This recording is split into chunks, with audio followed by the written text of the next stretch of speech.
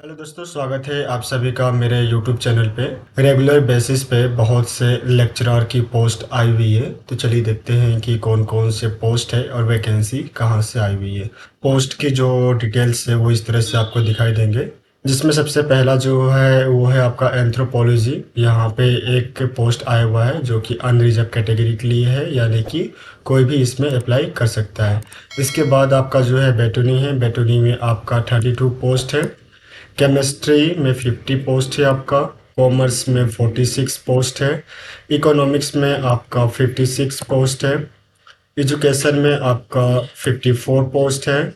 English में आपका 50 post है। जियोग्राफी में 6, हिंदी में 4, हिस्ट्री में 109, होम साइंस में आपका 4 पोस्ट है। IRPM में आपका 1 पोस्ट है। लॉजिक एंड फिलोसफी में आपका 32 पोस्ट है। मैथमेटिक्स में आपका 33 पोस्ट है। ओडिया में आपका 111 पोस्ट है। इसके बाद आपका फिजिक्स में 31 पोस्ट है। पॉलिटिकल साइंस में 69 है। साइकोलॉजी में 9 पोस्ट है। संस्कृत में आपका 41 पोस्ट है।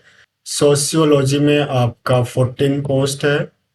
तेलुगु में आपका 1 पोस्ट है। और लास्ट में जूलॉजी में आपका 32 पोस्ट है। तो जो टोटल आपकी वैकेंसी आई हुई है वो है आपका 786 पोस्ट की वैकेंसी। ये सभी वैकेंसी जो है वो आपका रेगुलर पोस्ट पे आया हुआ है। वैकेंसी जो आया हुआ है आपका state selection board higher education department government of Odisha Bhubaneswar से है। यहाँ पे एडवर्टाइजमेंट नंबर जो है मेंशन किया हुआ है और जो डेट ऑफ पब्लिश है वो है आपका 9 मार्च 2024। यहाँ पे अगर हम सैलरी की अगर हम बात करें तो सैलरी जो है लेवल 10 का आपको दिया जाएगा, जो कि होगा आपका 44,900 से लेकर 1,42,400 तक, यानी कि आपका 44,900 बेसिक पे रहेगा।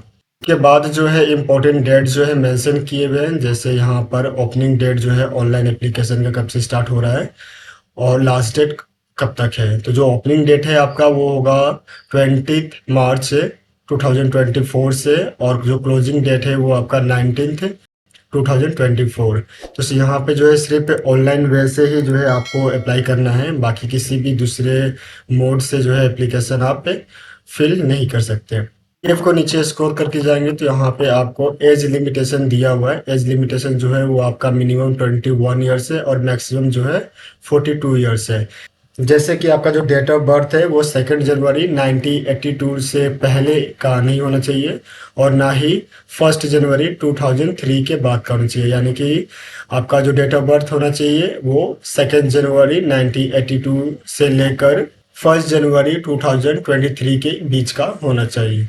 इसके बाद जो है आपका एजुकेशनल क्वालिफिकेशन यहाँ पे मेंशन किया हुआ है कि मास्टर डिग्री जो है मिनिमम आपका होना चाहिए कंसर्न सब्जेक्ट में, जिस भी सब्जेक्ट से आप अप्लाई कर रहे हैं मिनिमम जो है उसमें 55% मार्क्स होने चाहिए।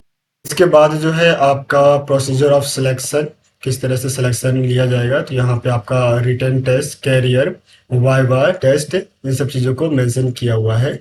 करियर असेसमेंट के लिए आपका 25 है। रिटन टेस्ट जो होगा वो आपका 150 मार्क्स का होगा। उसके बाद वाइवा जो है आपका 25 मार्क्स का, यानी कि जो टोटल मार्क्स होगा वो आपका 200 का होगा। करियर असेसमेंट में यहाँ पे जो है मैक्सिमम 25 नंबर्स है। अगर आपने पीएचडी किया हुआ है, अगर आप पीएचडी होल्डर है तो आपको 25 मिलेगा।